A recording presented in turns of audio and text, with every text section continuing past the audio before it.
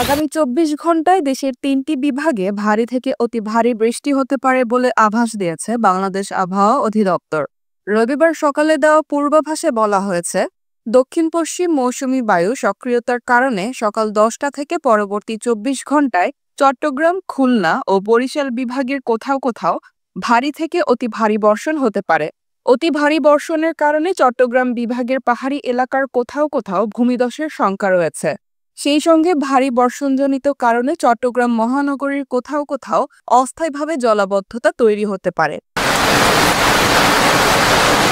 অন্যদিকে আবহাওয়ার অপর এক সতর্কবার্তায় বলা হয়েছে, সক্রিয় মৌসুমি বায়ুর প্রভাবে উত্তর বঙ্গোপসাগরে বায়ুচাপের তারতম্যের আধিক্য বিরাজ করছে।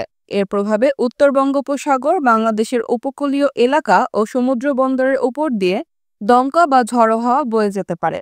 চট্টগ্রাম, কক্সবাজার, মোংলা ও পায়রা সমুদ্র বন্দরকে ৩ নম্বর স্থানীয় সতর্ক সংকেত দেখিয়ে যেতে বলা হয়েছে।